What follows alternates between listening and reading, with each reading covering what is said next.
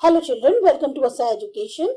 आज हम कर रहे हैं chapter population, distribution, density, growth and composition. India people and economy book, grade 12 से। The people are very important component of the country. किसी भी कंट्री का सबसे जो प्रमुख अहम पार्ट होते हैं वो होती है उस कंट्री के लोग।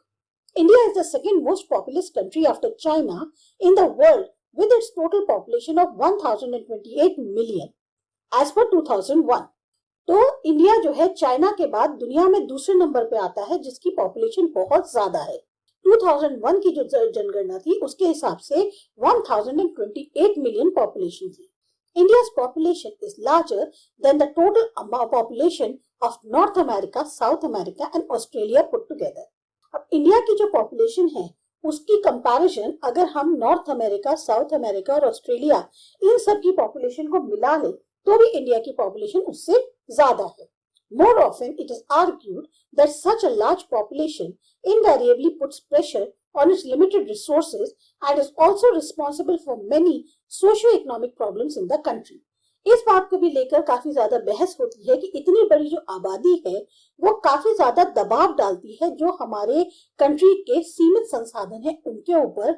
साथ ही साथ अगर हमारे कंट्री के अंदर कोई सामाजिक या आर्थिक तौर पर समस्याएं आती हैं तो उसके लिए भी काफी हद तक पॉपुलेशन जिम्मेदार है। In this chapter we will discuss the patterns of distribution, density, growth and composition of India's population. तो हमारा ये जो चैप्टर है इसमें हम मेनली ये डिस्कस करेंगे किस तरीके से हमारे यहाँ इंडिया की जो पॉपुलेशन है उसका क्या तरीका है, किस तरह से वो डिस्ट्रीब्यूटेड है, कितनी ज्यादा, कहीं पे बहुत ज्यादा घनी आबादी है, कहीं कम है, कैसे ग्रोथ है कितनी ज्यादा, और कॉम्पोजिशन क्या है हमारी इंडिया की पॉपुलेशन का। Sources of population data. Population data are collected through census operation held every 10 years in our country. जो पॉपुलेशन का डेटा होता है वो हर बार एक जनगणना कराई जाती है उसके थ्रू होता है जो कि 10 साल में एक बार होती है। The first population census in India was conducted in 1872, but its first complete census was conducted only in 1881। जो सबसे पहली पॉपुलेशन सेंसस इंडिया में करवाई गई थी वो थी 1872 में, लेकिन जो कंप्लीट तौर पे जनगणना करी गई वो हुई थी 1881 में। Distribution of population. Examine figure 1.1 and try to describe the pattern of spatial distribution of population shown on it। आपकी जो बुक है उसमें एक मैप दिया हुआ है जिसमें एक तरीके से पूरा डिस्ट्रीब्यूशन दिखाया है स्पेशियस तौर पे, किस तरीके की जो स्पेस अवेलेबिलिटी है उसके हिसाब से पॉपुलेशन जो है हमारी वो कैसे डिस्ट्रीब्यूटेड है। It is clear that India has a highly uneven pattern of population distribution. ये बिल्कुल साफ है कि इंडिया का जो पॉपुलेशन डिस्ट्रीब्यूशन का पैटर्न है वो काफी असमान सा है। The percentage shares of population of the states and the union territories in the country show that Uttar Pradesh has the highest population followed by Maharashtra, Bihar, West Bengal and Andhra Pradesh. जो परसेंटेज शेयर अगर हम पॉपुलेशन का कहा जाए, चाहे स्टेट्स और यूनियन टेरिटरीज जो भी हैं कंट्री के अंदर, अगर उसमें परसेंटेज शेयर देखा जाए पॉपुलेशन का तो वो ये बताता है कि उत्तर प्रदेश की सबसे ज्यादा पॉपुलेशन है, उसके बाद आता है महाराष्ट्र, बिहार, वेस्ट बंगाल और Andhra Pradesh. Check from the table appendix 1 that UP, Maharashtra, Bihar, West Bengal, Andhra Pradesh along with Tamil Nadu, Madhya Pradesh, Rajasthan, Karnataka and Gujarat together account for about 76% of the total population of the country। ये जितने भी स्टेट्स के नाम दिए गए हैं ये बताते हैं कि ये सब मिलाकर 76% पॉपुलेशन जो है इन्हीं स्टेट्स में आपको टोटल मिलाकर मिलेगी। On the other hand, share of population is very small in the states like Jammu and Kashmir, Arunachal Pradesh and Uttaranchal, in spite of these states having fairly large geographical area। वही दूसरी तरफ अगर आप देखें तो जो population का share है वो बहुत कम है।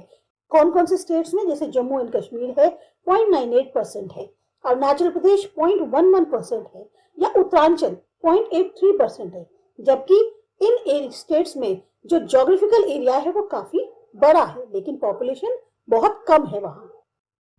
Such an uneven spatial distribution of population in India suggests a close relationship between population and physical, socio-economic and historical factors। अब ये जो असमान तौर पर डिस्ट्रीब्यूशन दिख रहा है आपको पॉपुलेशन का इंडिया के अंदर, स्टेट्स वाइज देखिए या यूनियन टेरिटरीज वाइज देखिए, तो उससे ये पता चलता है कि जो पॉपुलेशन है और जो भी फिजिकल, सोशो इकोनॉमिक या हिस्टोरिकल फैक्टर्स हैं उनका आपस में काफी क्लोज कनेक्शन है. As far as the physical factors are concerned, it is clear that the climate along with terrain and availability of water largely determines the pattern of the population distribution.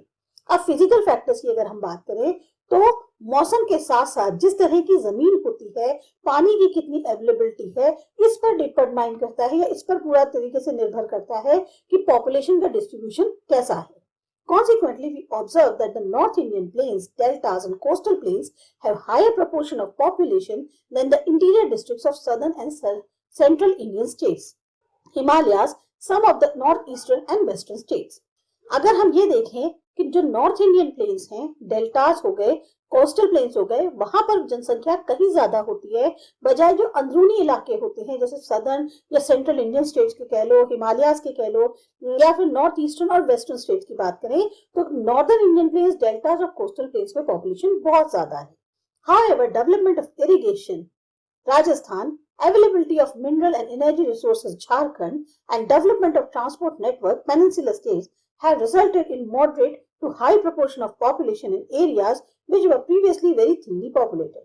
जिस तरीके से development हो रहा है irrigation में, mineral resources और energy resources की availability है, और जिस तरह से ट्रांसपोर्ट नेटवर्क में डेवलपमेंट हो रहा है, तो ये जो स्टेट्स थे जैसे राजस्थान, झारखंड या पेनिनसुलर स्टेट्स के थे, ये सब में अब पॉपुलेशन धीरे धीरे बढ़ने लग गई है, जो कि पहले ये इलाके काफी कम जनसंख्या वाले हुआ करते थे.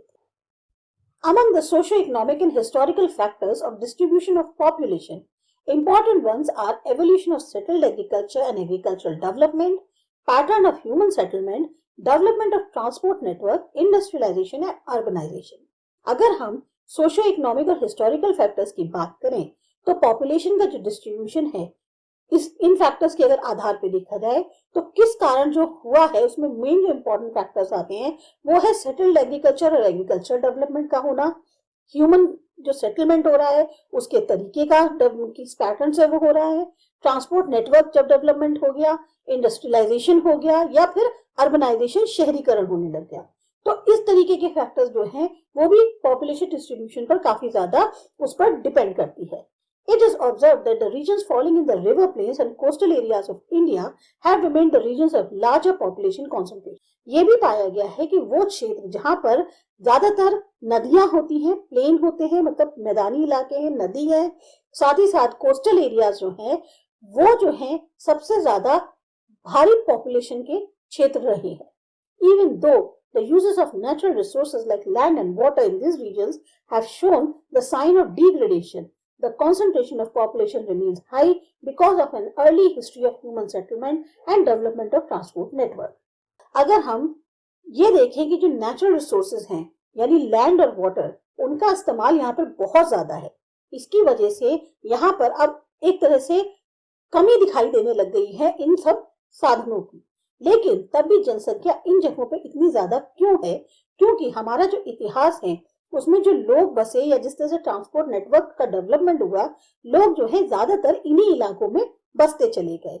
On the other hand, the urban regions of Delhi, Mumbai, Kolkata, Bangalore, Pune, Ahmedabad, Chennai and Jaipur have high concentration of population due to industrial development and urbanization, drawing a large number of rural urban migrants. दूसरी तरफ क्या है, जो शहरी क्षेत्र हैं जिनमें आपके ये सारी जगह आती हैं, दिल्ली, मुंबई, कलकत्ता, बेंगलोर, ये पुणे, इलाहाबाद, चेन्नई, जयपुर, यहाँ पॉपुलेशन क्यों इतनी ज्यादा है?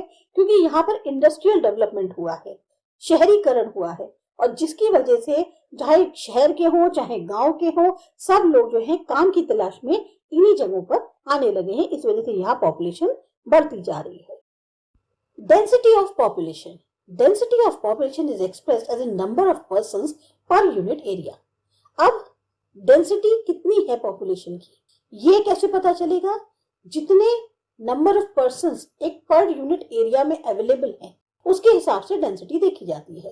It helps in getting a better understanding of the spatial distribution of population in relation to land. अब इससे हमें काफी मदद मिलती है ताकि हम ढंग से समझ पाएं कि जो एक जगह के अनुसार डिस्ट्रीब्यूशन हुआ है पॉपुलेशन का वो कैसे हुआ है जमीन संबंधित, मतलब कि कहाँ पर आपको एक पर्टिकुलर एरिया में ज्यादा आबादी दिख रही है, कहाँ कम दिख रही है, वो कैसे देखी जाएगी.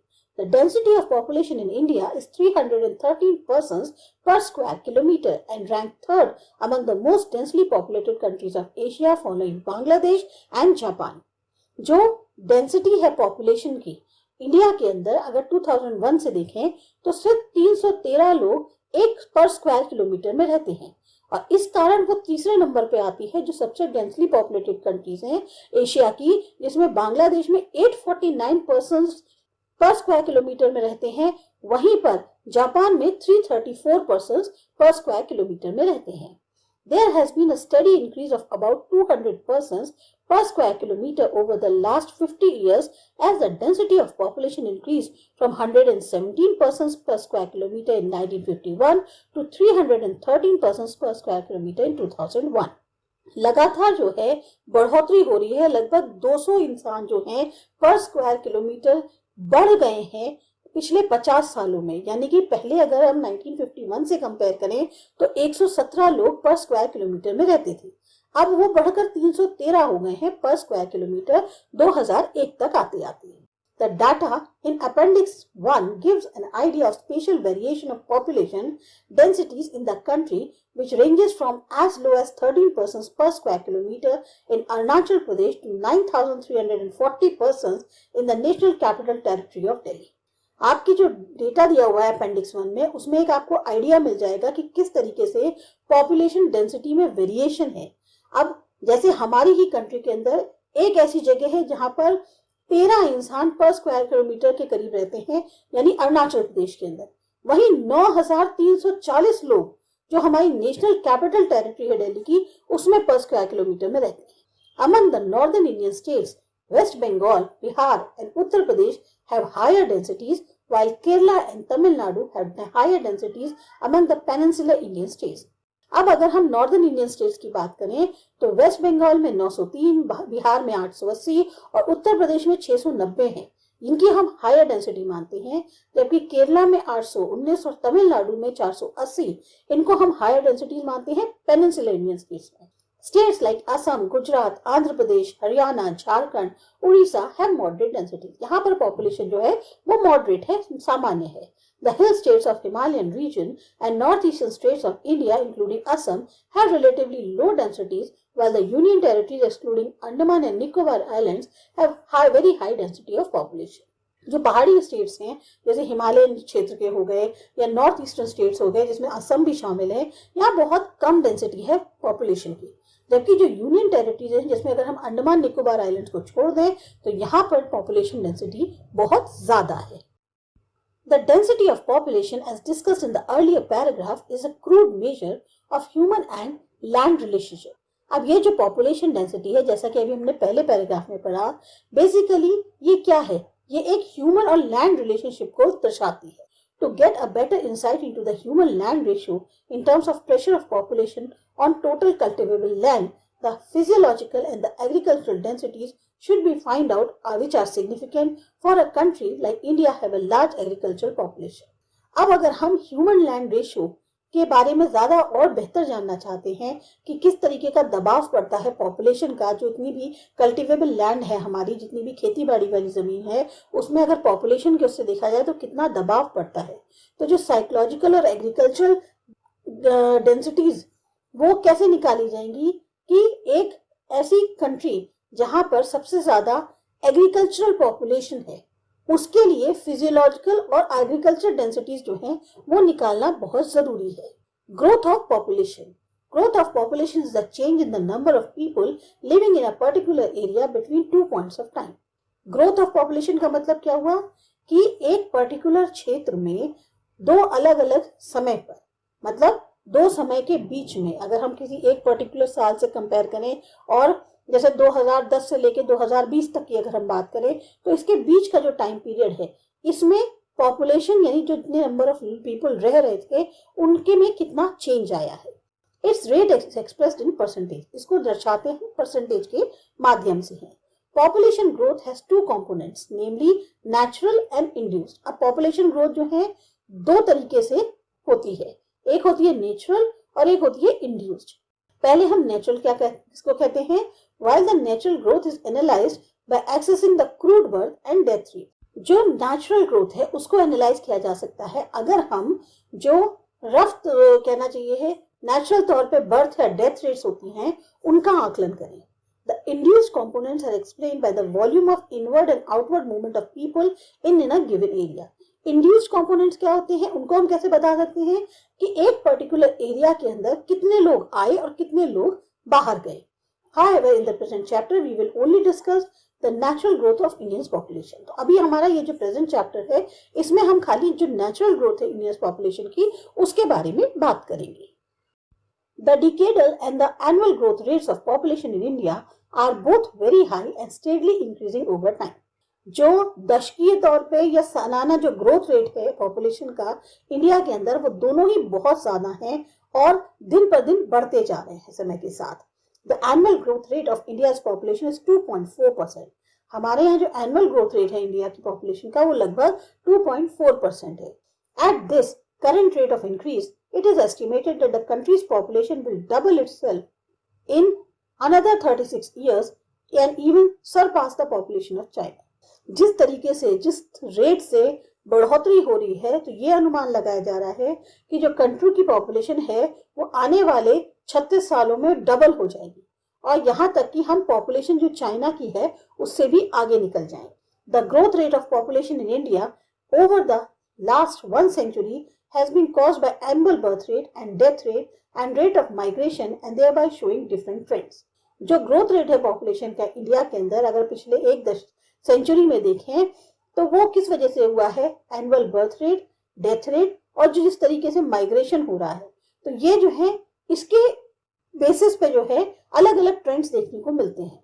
There are 4 distinct phases of growth identified within this period. 4 अलग अलग फेसेस देखे गए हैं ग्रोथ के जो इस पीरियड के दौरान हुए हैं. यहाँ पर आपको एक टेबल दी है decadal growth rates in India की 1901 से लेके 2001 तक. तो अगर आप पॉपुलेशन देखें उसका एब्सोल्यूट नंबर देखें जो ग्रोथ रेट और परसेंटेज ऑफ ग्रोथ दिए है तो अगर हम 1901 की परसेंटेज ऑफ ग्रोथ देखें तो वो नहीं दी है, 1911 से दी है जो कि प्लस 5.75 बताई है. उसी को अगर हम कंपेयर करें 2001 से तो वो है 21.54 प्लस में. तो आप देख सकते हैं कितना ज्यादा परसेंटेज ऑफ ग्रोथ में डिफरेंस आया है. यहाँ पर इसको निकालने का जो तरीका है वो आपको फॉर्मूले की फॉर्म में दिया हुआ है. Phase 1, the period from 1901 to 1921 is referred to as a period of stagnant or stationary phase of growth of India's population. जो 1901 से लेके 1921 तक का दौर था उसको मानते हैं कि उस टाइम पे जो इंडिया की पॉपुलेशन ग्रोथ रेट था वो काफी ज्यादा स्थिर था. Since in this period growth rate was very low, even recording a negative growth rate during 1911 to 1921. इस पीरियड में ग्रोथ रेट काफी कम था. यहाँ तक कि जो ग्रोथ रेट था 1911 से 21 का वो नेगेटिव में चला गया था. Both the birth rate and death rate were high, keeping the rate of increase low. उस टाइम पे जो बर्थ रेट था, डेथ रेट था वो इतना ज्यादा था कि जो रेट ऑफ इंक्रीज है वो काफी कम हो गया था. Poor health and medical services, illiteracy of people at large, and inefficient distribution system of food and other basic necessities were largely responsible for the high birth and death rates in this period.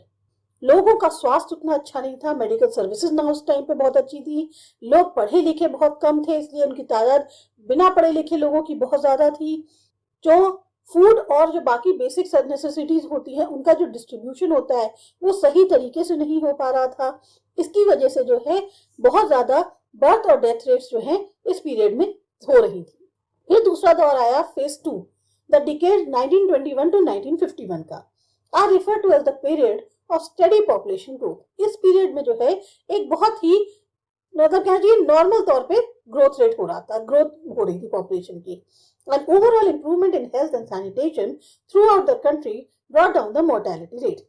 अब जिस तरीके से स्वास्थ्य में और सफाई वगैरह में एक बेहतरी हुई उससे क्या हुआ पूरी कंट्री के अंदर उससे मोर्टेलिटी रेट जो है वो नीचे आया. At the same time, better transport and communication system improved distribution system. अब उसी समय जो ट्रांसपोर्ट और कम्युनिकेशन सिस्टम था वो भी बेहतर हुआ, उससे जो डिस्ट्रीब्यूशन सिस्टम था उसमें भी काफी सुधार आया. The crude birth rate remained high in this period, leading to the higher growth rate than the previous phase. जो बर्थ रेट था वो काफी ज्यादा था इस पीरियड के दौरान, जिसकी वजह से जो ग्रोथ रेट था वो काफी बढ़ा हुआ था पहले फेज के मुकाबले। This is impressive at the backdrop of great economic depression 1920s and world war two. तो एक तरह से ये काफी हम इंप्रेसिव बात कह सकते हैं, क्योंकि एक तरफ जहां ग्रेट इकोनॉमिक डिप्रेशन हुआ था 1920s का, और साथ ही साथ वर्ल्ड वॉर टू हुई थी, उसमें भी अगर हमें ग्रोथ रेट देखने को मिल रहा है कि बढ़ रहा है, तो ये एक अच्छी और इंप्रेसिव वो थी। Phase 3, the decades 1951 to 1981 are referred to as the period of population explosion in India, which was caused by the rapid fall in the mortality rate but a high fertility rate of population in the country. अब 51 से 81 का जो time period था, इसमें एक तरह से कहना चाहिए पॉपुलेशन एक्सप्लोजन हो गया इंडिया के अंदर। वजह क्या रही? मोर्टेलिटी रेट में बहुत ज्यादा डाउनफॉल आया, जबकि फर्टिलिटी रेट जो है पॉपुलेशन का वो बहुत बढ़ गया। The average annual growth rate was as high as 2.2%। जो एनुअल एवरेज अगर निकाला जाए एनुअल ग्रोथ रेट का, तो लगभग 2.2% हो गया था। It is in this period after the independence that developmental activities were introduced through a centralized planning process and economy started showing up, ensuring the improvement of the living conditions of people at large। अब इस period में क्या हुआ? Independence के बाद जो developmental activities थी वो एक प्रॉपर प्लानिंग प्रोसेस के थ्रू चल रही थी। इकोनॉमी जो है वो बढ़ने लगी थी, जिससे लोगों का जो लिविंग कंडीशंस है उसमें काफी ज्यादा बेहतरी हुई थी। Consequently, there was a high natural increase and higher growth rate। अब इसमें बढ़ोतरी भी हो रही थी और ग्रोथ रेट भी ज्यादा हो रहा था। Besides, increased international migration, bringing in Tibetan, Bangladeshis, Nepalis and even people from Pakistan contributed to the high growth rate। इसके अलावा क्या हुआ? बाहर की कंट्रीज से जो लोग थे, जैसे पड़ोसी राज्यों से जो लोग थे, वो भी जो है हमारी कंट्री में आ रहे थे। जैसे तिब्बतियंस आए, बांग्लादेशीज आए, नेपालीज आए, यहाँ तक कि कुछ लोग पाकिस्तान से भी आए, तो उससे जो हमारा ग्रोथ रेट था वो बहुत ज्यादा हो गया। फिर था fourth phase. In the post 1981 till present, the growth rate of country's population though remain high has started slowing down gradually. कहने को 1981 के बाद से लेके अब तक जो ग्रोथ रेट है कंट्री का वो बहुत ज्यादा है, लेकिन अब उसमें धीमे धीमे कमी आ रही है। A downward trend of crude birth rate is responsible for such a population growth। अब जो एक क्रूड बर्थ रेट था वो अगर उसका जो डाउन साइड जा रही है काफी हद तक, हम उसको मान सकते हैं जिम्मेदार पॉपुलेशन ग्रोथ के लिए। This was in turn affected by an increase in the mean age at marriage, improved quality of life, particularly education of females in the country। अब इसका भी कारण क्या हो सकता है कि जो मैरिज की एज है एक उसमें जो है बढ़ाया गया है, दूसरा खास तौर से जो फीमेल एजुकेशन है उससे उनकी जो लाइफ क्वालिटी है वो काफी बेटर हुई है कंट्री के अंदर। The growth rate of population is however still high in the country and it has projected by the World Development Report that population of India will touch 1.350 million by 2025। तो जो growth rate है population का वो अभी भी बहुत ज्यादा है कंट्री के अंदर, और ये कहा जा रहा है वर्ल्ड डेवलपमेंट रिपोर्ट के अनुसार कि इंडिया की पॉपुलेशन 1.31 लाख वो 1350 मिलियन हो जाएगी 2025 तक आते आते। The analysis done so far shows the average growth rate, but the country also has wide variations in growth rates from one area to another, which is discussed below। जो भी analysis करी गई है अब तक एवरेज ग्रोथ रेट को लेकर, वो ये दर्शाती है, जो भी हमारी एवरेज ग्रोथ रेट की एनालिसिस हुई है, कि कंट्री जो है उसमें अभी भी बहुत ज्यादा वेरिएशंस हैं ग्रोथ रेट में, अगर हम एक एरिया से दूसरे एरिया को कंपेयर करते हैं, जैसा कि आपकी बुक में दिखाया गया है। इसके बाद हमारा जो अगला टॉपिक है वो है रीजनल वेरिएशन पॉपुलेशन ग्रोथ। ये करते हैं अगले वीडियो में।